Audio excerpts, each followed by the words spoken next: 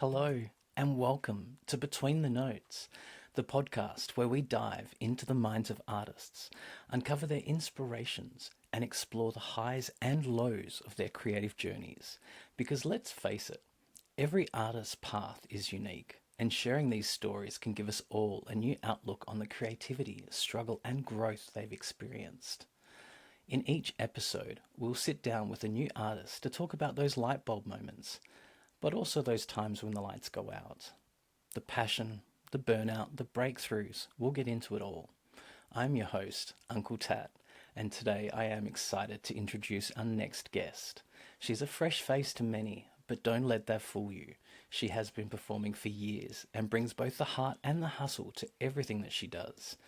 I am genuinely expecting big things from this rising star. Please welcome the incredibly talented CYNTA.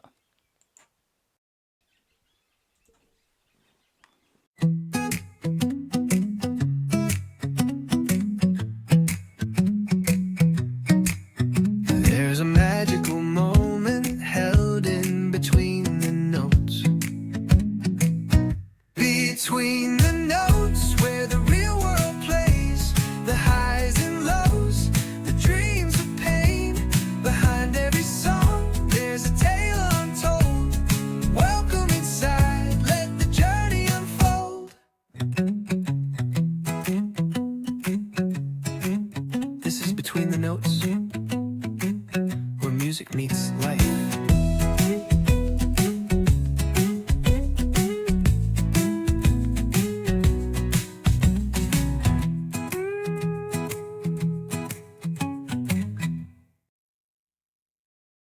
CYNTA, welcome to Between the Notes. How are you feeling today? I'm good, and how are you? I'm great, thank you. Thank you so much for being part of the first season of Between the Notes. It actually means a lot, and I'm still finding my groove in the podcast, so I really appreciate you jumping in and being part of the early days. Yeah, of course. Thank you for having me. I'm excited. It's my pleasure. Yeah.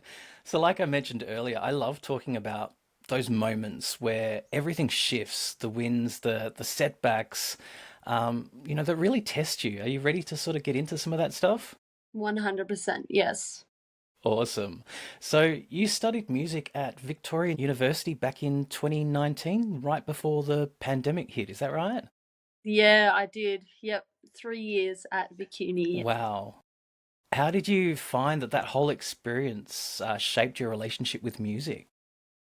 I mean, to be honest, my experience with uni wasn't the best. I found that I learnt a lot in terms of performance and musicology and all the things that we need to learn about music, but I had a lot of issues with my lecturers and my teachers. They didn't like the way that I sang, and because of that, I really struggled to like find my worth, I guess, as a singer, and I really doubted myself for a long time because of that, and that shaped a lot of negative thoughts around my voice for years after that. Wow. Yeah, No, that's amazing. And so you started that course, was it pre-pandemic or was it during the pandemic when you actually jumped into that? it was pre-pandemic, so 6 months before the pandemic hit, I joined. Well, Yeah. and how did that really disrupt things for you? Like, I mean, that was obviously fairly early into the first year, but did that really shake things up in that process? It did because, live music, like we had to move everything online. So we lost that live music aspect and that collaboration aspect in person. So it was really different and hard to adjust to, definitely being online. Yeah. Yeah. And especially, I guess, starting as well, like it's all new, and then you've been thrown out into the digital world with it too. Yep. Literally. Yep. So, I mean, I like to do a bit of research before we have a chat, and I watched some of your solo work from your time at uni. I saw the solo performance you did. Oh my gosh. What was it like to be surrounded by other musicians? So obviously not necessarily the lecturers, but the other musicians that you were learning with and learning and growing together. Like, how was that for you? It was so cool because I hadn't been in a setting where people just focus purely on music, especially where I grew up. Like, there was nothing really like that. So I got to learn about the different instruments and how people started and the music that they listened to and why they listened to it. And I learned so much from my peers in terms of music and getting out there, which was probably one of the best parts, definitely. Yeah, for sure. And obviously, they introduce you to a lot more music that you might not listen to on your own. 100%. Yes, 100%. So, do you think that studying music formally has actually helped you with your career, or would you say that your growth has been more on the ground and experience driven? Definitely on the ground and experience driven. I didn't need to study music. I wanted to just to get like the foundations and to really delve in deeper. But it's definitely something that you can just, experience and grow with and learn with as you go. Yeah, so I saw you've been singing for quite a while. I believe you've been singing since you were 8, wasn't it? Yes. Yep.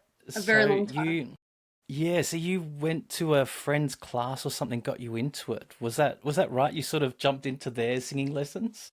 Yeah. So they had like back in the day, they had bring a friend to your singing lesson. And I believe it was my older sister who brought me to hers. And from then I like fell in love. I was like, oh my gosh, this is the best. And I've done singing lessons ever since. Yeah. That's amazing. And so were you and your sister singing at home as well? Like, did it just continue on through the household?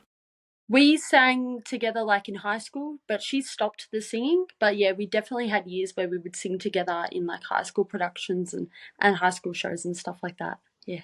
It's beautiful. So before that moment going to your sister's class, like, did you have any musical instincts, or was it more of like a surprise passion and you just went with it? Honestly, I don't even know. I feel like it was more of a surprise, but I feel like there were definitely signs, like looking back at old videos, seeing the way that I was and the way that I learned and the things that I picked up. Music was definitely, always there. My mum would say, even in the car, we'd be listening to a song, and then the next time we hear it, you would know all the words within one time of hearing it. So Wow.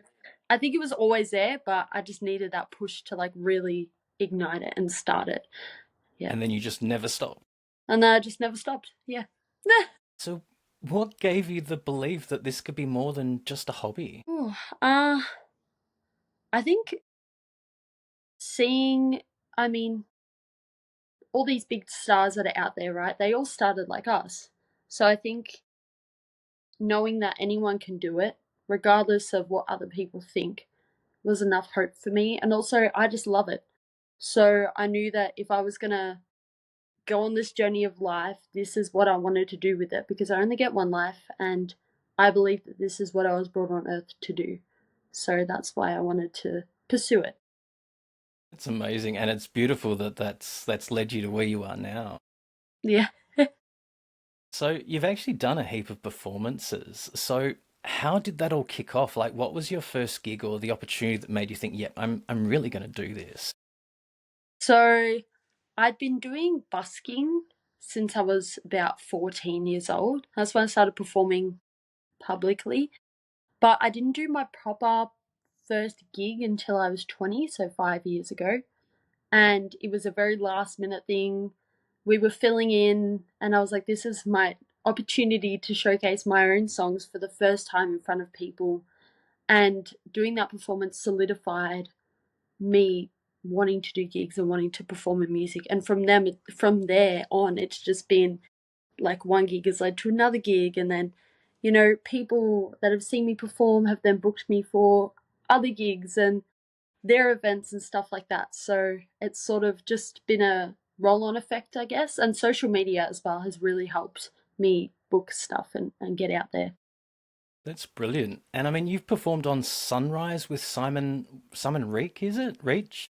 Yeah, I mean, look, to be honest, that was not a very good day because we did rock up and it was a very long day and we actually didn't get aired at all on the Wow. day.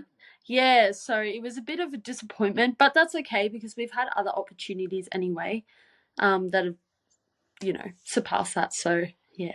Yeah, no, that's been brilliant. And so I mean, even though that didn't necessarily air, has working with someone more experienced like that shifted your own approach to music? Definitely. I mean, I felt a lot of pressure. Half the time I feel like I don't know what I'm doing, but I need to just have faith in myself because those people like Simon are constantly teaching me stuff as I go along the journey because they've been in the music industry for so long. So it's really good to, I guess, be mentored by someone like that who's then gonna, teach me stuff that I can then take along my journey. Yeah, no, it's amazing, and you're sort of getting a quick shortcut in a way because they're giving you the advice that's taken them a lifetime to accumulate. Exactly. Yep. So, I mean, you sort of touched on this about uni, but you've got such a unique tone, and your voice really does stand out. Do you ever feel a certain pressure to stick to a certain sound, or do you lean into the sort of creative freedom to express yourself, I guess? For so long, I was always trying to minimize myself and try and fit what everyone else wanted me to be because I thought that was the only way I would be accepted. But I've done a lot of work on myself in the last 2 years and really recognize my worth as a singer, and the voice that I have is not a weakness, it's a strength. And trying to change that would be like such a disappointment. It would not be worth it.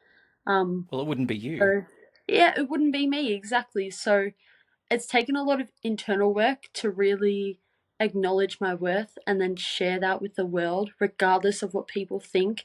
And I know, like with music and art is subjective. People are going to like my voice, people are going to hate my voice. And that's okay because that's just how it is. But as long as I can love it and I'm the foundation for that, then I believe other people can love it. So I'm trying to do my own thing and not conform to what people expect of me. Yeah. Yeah, and that's how I came across you because you're so unique out there that it was just like, Yeah. wow, you know, Yeah. like I found your song and I'm like, oh my gosh, who is this?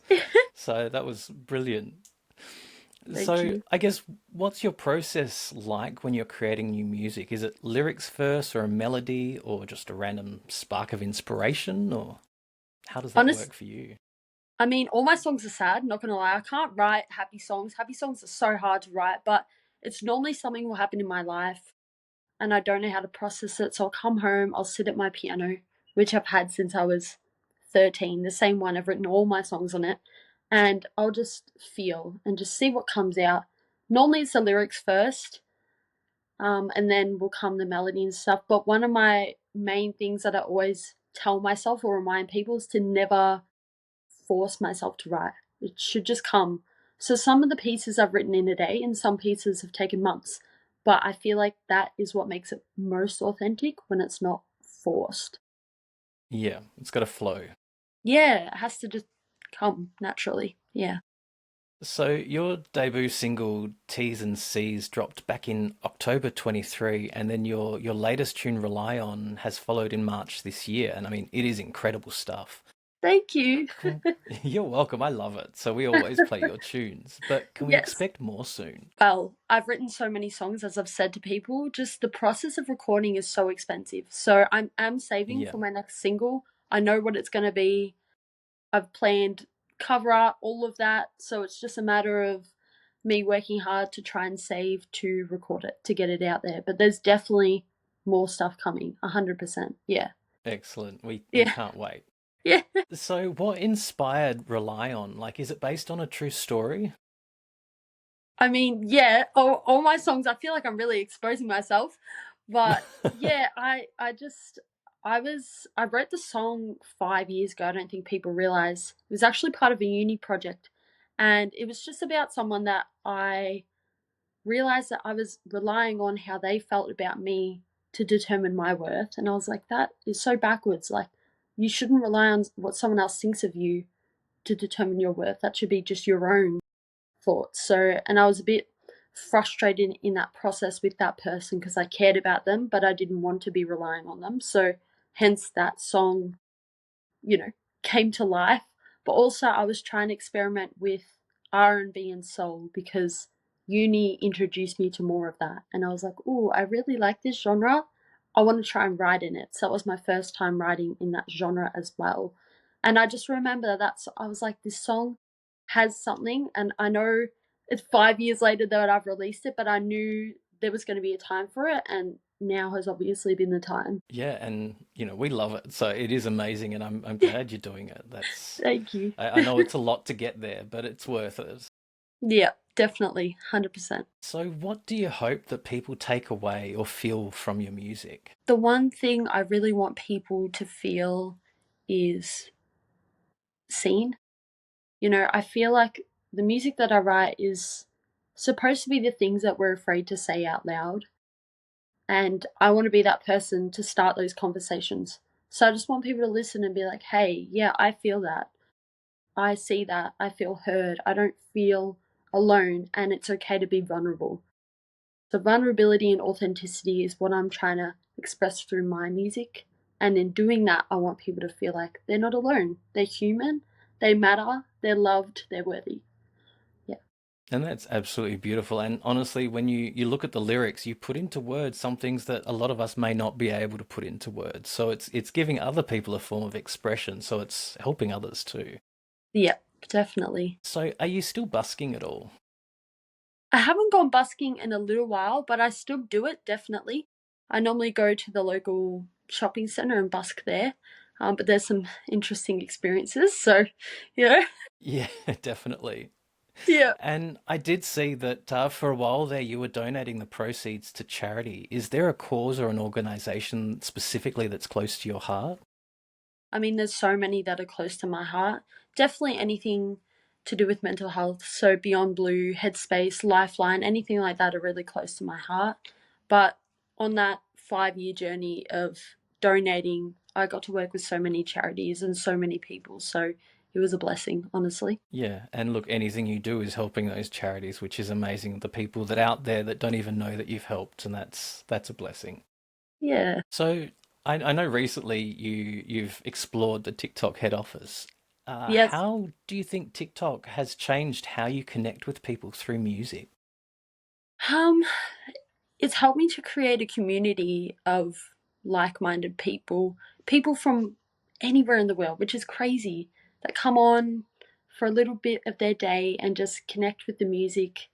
And yeah, the thing it's given me is like a little family, which I love because gives me something to look forward to at the end of the day. And I love learning about other people and how they connect with my music and what they love about music and all of that. So they've really provided that community and family that I've wanted for so long. So I Yeah. think it's so cool. And look, it's honestly is absolutely delightful when I log in the afternoons and I see you singing. It's before I go online, so I try and stop in and have a listen because it's just beautiful. It's not your normal songs. It's just Yeah. fun, I guess.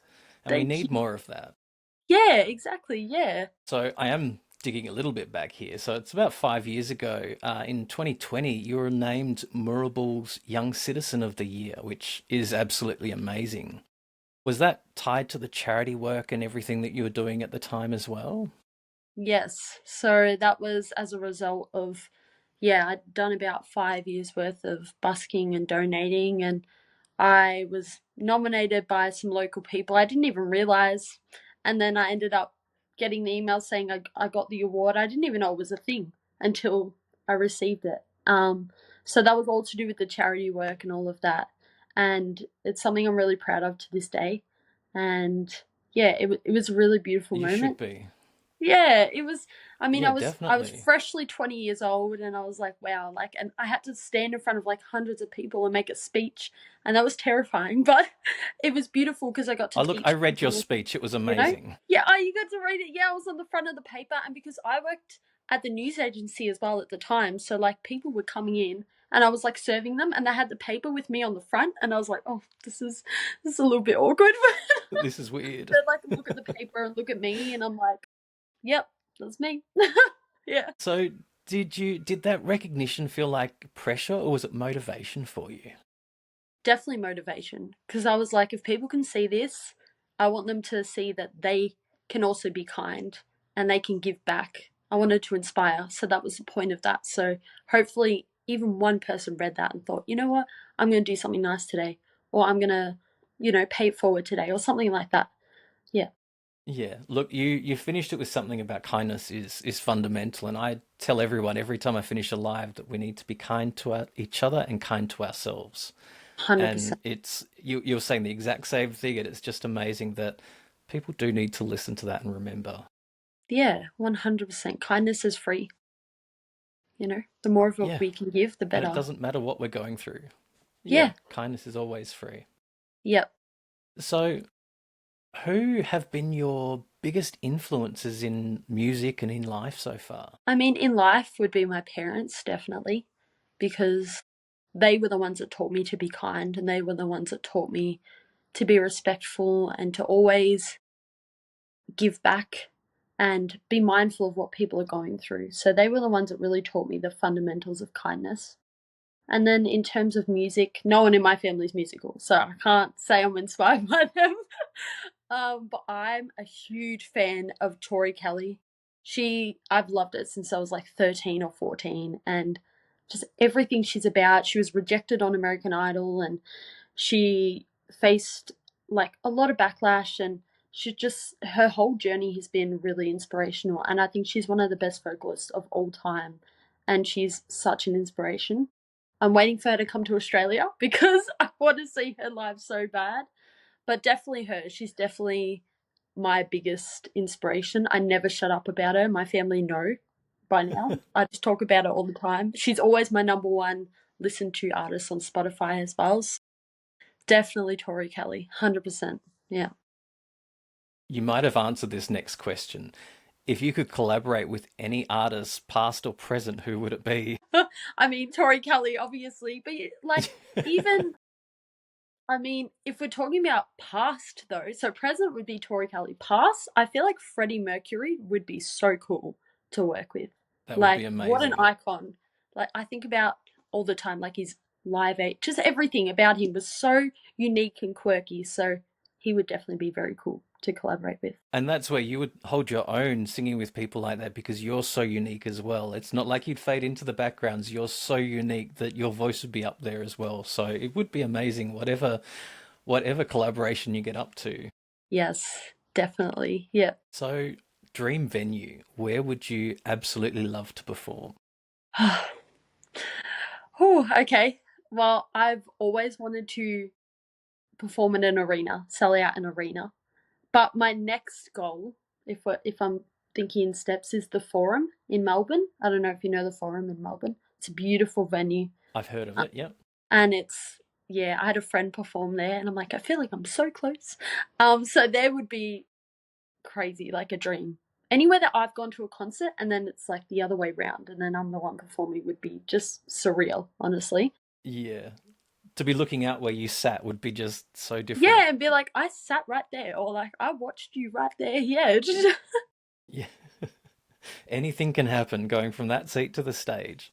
exactly. Yeah. Now, like I said, I do a lot of digging, but I noticed in 2024 was a bit of a travel year for you. Was that Yes. all just fun, or was there the music sneaking into the itinerary as well? No, so that was purely just fun. My sister and I, back in would have been 2022 or 2023, said, oh, like we want to go to Europe. So we saved up for years. And yeah, we took a 5-week trip to Europe.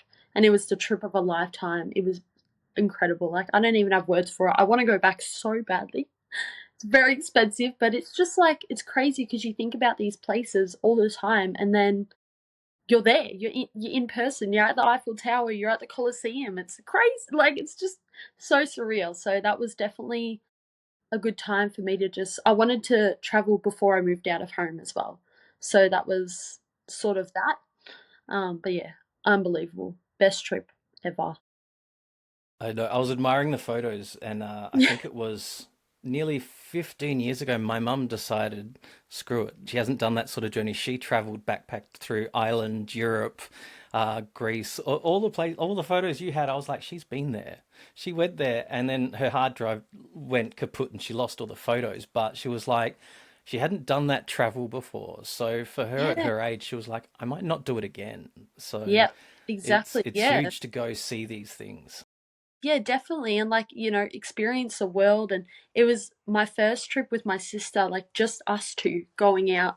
We were on the other side of the world. So it was definitely a growth experience as well for us. Definitely. Yeah, and I mean, like you said, it was before you left home as well, so it was one of those things where you sort of out of the nest in your own sort of version of adulthood out there in a whole Yeah. new world. Yes. Yep. But that's a great way to learn. Yeah. So you've got music, you've got live shows, you've got a day job. How do you balance it all? Honestly, I don't like. I'm human. I have my days. I'm exhausted a lot of the time, but I just remind myself that what I'm doing right now is going to benefit me in the future, and I think constantly thinking of my dream is what motivates me throughout the days. But yes, I work 6 a.m. to 2 p.m. every day, so I normally have the end of the days to do the music Yeah, and the wow. TikTok and stuff. But I just make sure that I have at least a day a week where I go and visit my family and I spend time with them, and that's just my break, so I can reconnect to life and reconnect to real people and stuff like that. But it's a struggle to balance it all. Definitely a struggle. Yeah. Yeah. Oh, look, I talk to a lot of people at the moment. It doesn't matter what industry they're in, they're all struggling to balance everything at the moment. So it's not just us with the different things we do, it's the Yeah. world right now. Yeah, life is just crazy. So, yeah. Yeah. Now, do you have a goal or milestone in mind that would allow you to go full time with your music? Whew, I mean, with all the stuff that's been happening with TikTok, if all things go well and I continue to work hard on live, I could hopefully, fingers crossed, be doing TikTok full time, which would for me would mean music. So I could, fund my own music and just do that full time. And then hopefully then that would lead to a full time music career. But I mean, full time music in what I want to do is very, very hard. It's a very competitive industry and so many people want it. So I just know I have to work really, really, really, really hard if I want to do it full time, and I do. So yeah, I'm just putting in the steps at the moment and seeing where the opportunities take me and going from there, I guess, one day at a time. Oh, look, I know you're going to get there and you're doing it the right way with pacing yourself and having that day to ground yourself and just bring everything back together because we all need Yeah, that. definitely. Yeah. So on my TikTok lives, we do a mental health check-in, and I kind of want to bring some of that energy here too because music is such a big part of healing and expression. So I Yes. guess would you say you've had your fair share of darker times in life? 100%. 100%. Mental health and mental illness is something that I've struggled with for as long as I can remember. So I'm no stranger to it, definitely. Um, it's something that challenges me every single day. And I'm constantly trying to encourage people to educate themselves on it because it is, a pandemic in itself. And I don't think people realize just how bad it is and how much it affects people. Yep, and it's definitely been getting worse as time goes on, not better. So the more Yeah, we can promote and encourage conversations about these things, it's going to make a difference. yeah, 100%. So I guess how are you feeling these days, and what's helped you get through those darker patches in life? So these days I'm doing so much better than what I was. But again, it wasn't an overnight thing and it's not a permanent thing either. I back in 2020, I was clinically diagnosed with a severe anxiety and depressive disorder, amongst other stuff, PTSD, trauma, all of that. And my life has been a lot of therapy and psychologists and psychiatrists and medication and just really, really dark times. And honestly, I look back now and I don't know how I got through some of those really dark times because they felt impossible and I felt like I was being tortured from the inside out. But I did so much work on myself and I really had to break myself all the way down to then build myself back up and really look within and a lot of therapy. That's probably the main thing that really helped me. Doing the exercises, doing the internal work. Every day I'm doing work on myself, even though people don't see it. But yeah, I've learnt a lot about myself and about other people and about the world. And I've been given the tools to equip myself better to handle the world that is not made for people like me. So just, a lot of ups and downs and a lot of back and forths, but progress is not linear and my journey has been like this, but it's just been me constantly trying to better myself has been the result of where I am today. That's amazing. And thank you for sharing and being so honest about that. I struggle with anxiety and depression too, so I know exactly a lot of those things too. And Yeah, it's the more of us that are open about that because it's no shame, and no shame. people Yeah. treat it as though it's a shameful secret, and admitting there's anxiety or depression is, something they keep hidden behind closed doors, and it really shouldn't be. The more of us that open up and talk about this, the more people understand that it's actually real. It affects all of us, no matter where we are in life. Yes. Yeah. So I guess I know you've said counseling and everything like that, but during those times that you felt it was the darkest, did you have someone to lean on during those moments to talk to? I mean, I had my family, but I got to a point where I was so sick that I couldn't be left alone, and it was really, really hard on my family, especially my mum.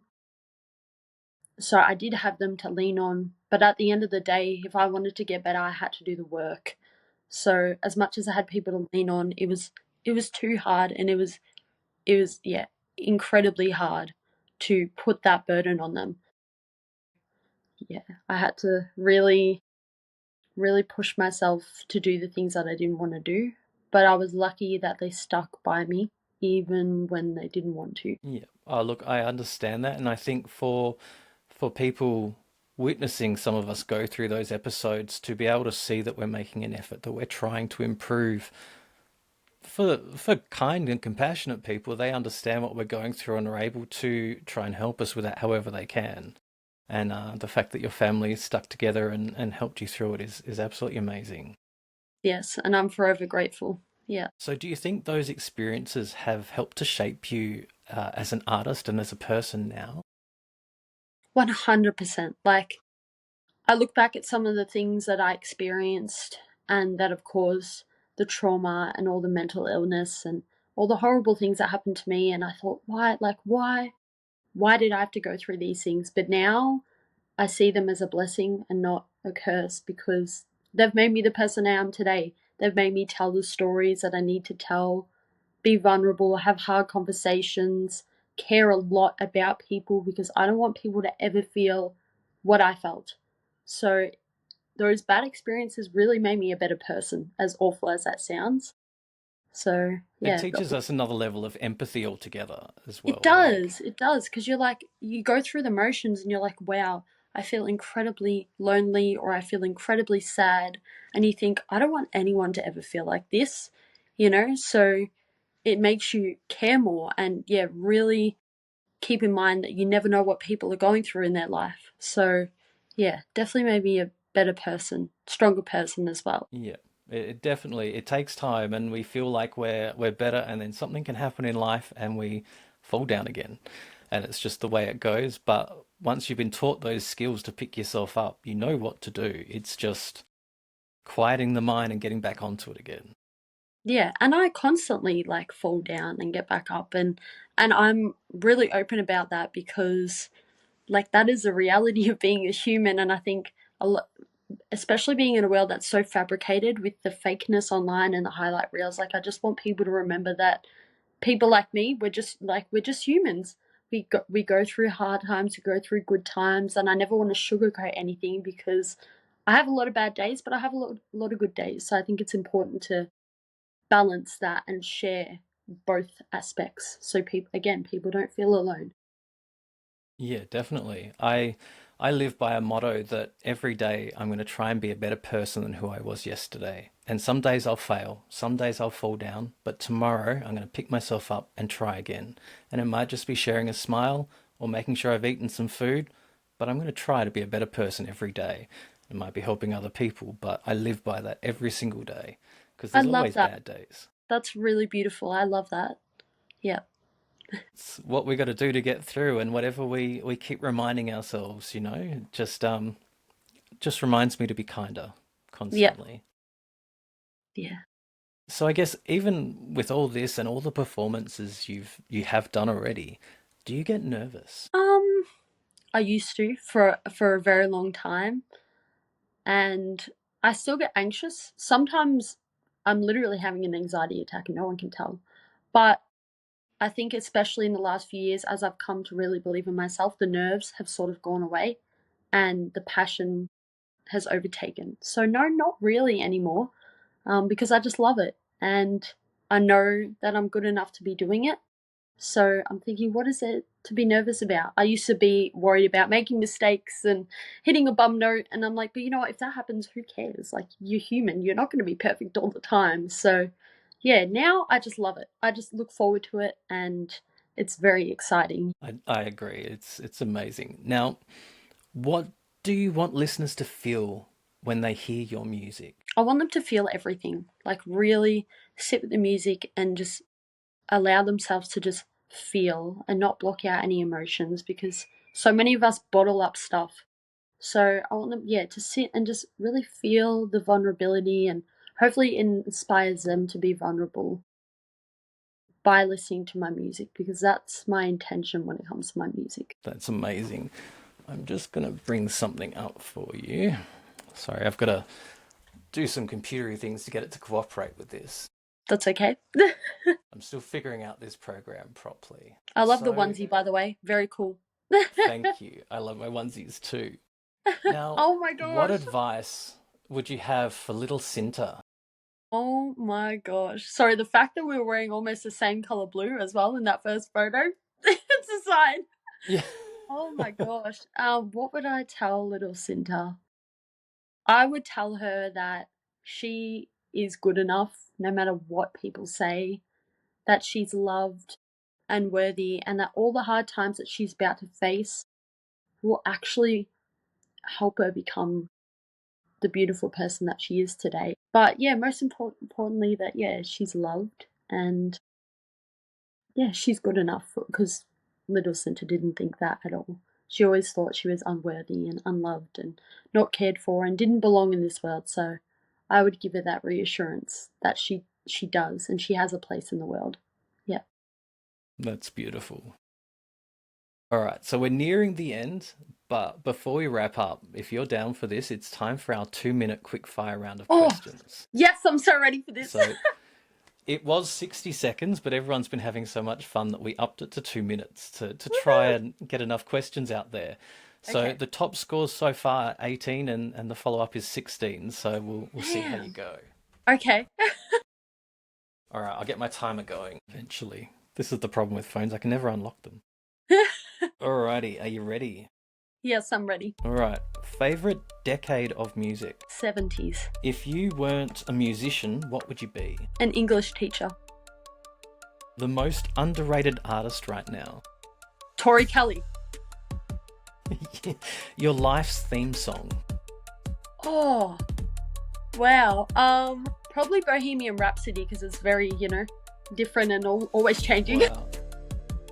Who would play you in a biopic? Ooh. Damn. I've never thought about this before. I have no idea. It's alright, we'll skip that one. I have no idea. Your favourite thing to do on a day off? I do like to watch Netflix. Definitely. Yeah. 3 things by your side on tour or when you're performing? What? My written set list normally, and my microphone. A song you never tire of? Oh. Language by Tori Kelly. Weirdest fan interaction? Oh. Oh my god, there's been so many. People buying me clothes and Favourite giving me snack in the studio? Ooh. Definitely chips, because they're oily. Best thing about being on stage? The exhilaration and adrenaline. You have to pick one genre of music to stick to forever. What is it? R&B. Cool, that was it. What did we get? Damn. That was 2 minutes. It went really fast. It's so quick. We got 11 questions. That's pretty That wasn't good. too bad. You Yeah. got the difficult ones, I reckon. The biopic, is that what it's called? No. Yeah, that. Yeah, I'd never that really one. thought of it. Yeah. I didn't write thought I those. didn't I know. didn't see those. My partner wrote the questions for me, so I just have 100 questions sitting here and we flick through them. Great questions. No, they were good. They really got me thinking. Yeah. Yeah, I saw. I was like, oh.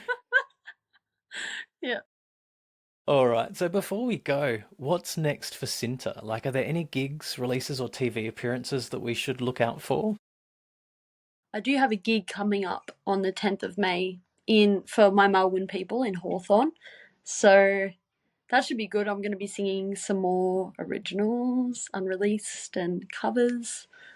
And then hopefully more stuff on TikTok.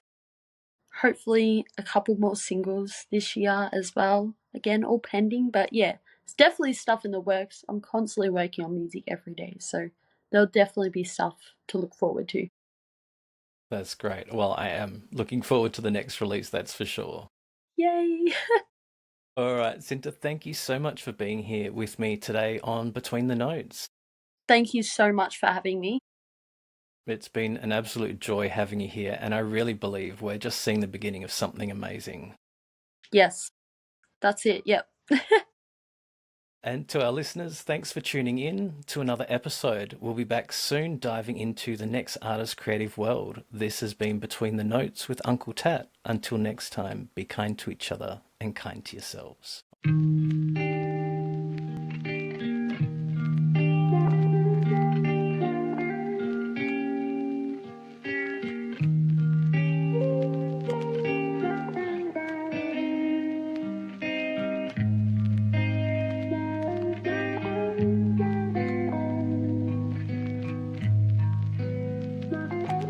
I trust him, but I'm not perfect, and I don't wanna feel what I feel, 'cause to him it's not real. But do I trust him? He's imperfect, and I wonder if I'm on his mind. Now it would be a waste of time, waste of time. And the one by two, I don't know what to say, 'cause you make me feel a different kind of way.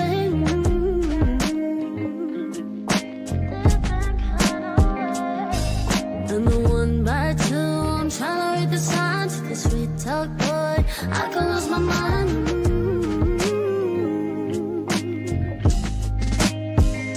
But you don't know me, and it's crazy 'cause I know you whenever we meet. It's perfect, complicated, everything in between. I rely on you completely. Make me believe that I don't know me, that I don't know me.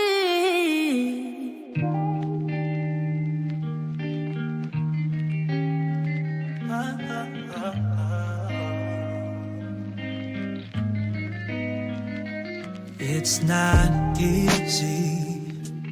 Oh, she doesn't complete me. Yeah. But I wish that I could tell her now. I guess some things we never say out loud. And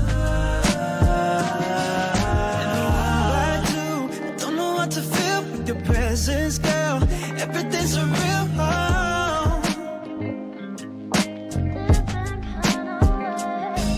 And the one by two, I'm trying to push away 'cause I'm not that guy, and I can't make you stay, girl.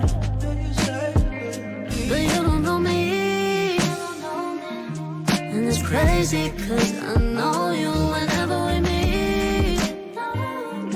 It's perfect, complicated, everything in between. I rely on you completely, and make me believe that I don't know me, that I don't know me. And the one by two, don't know what to say, 'cause you make me feel a different kind of way.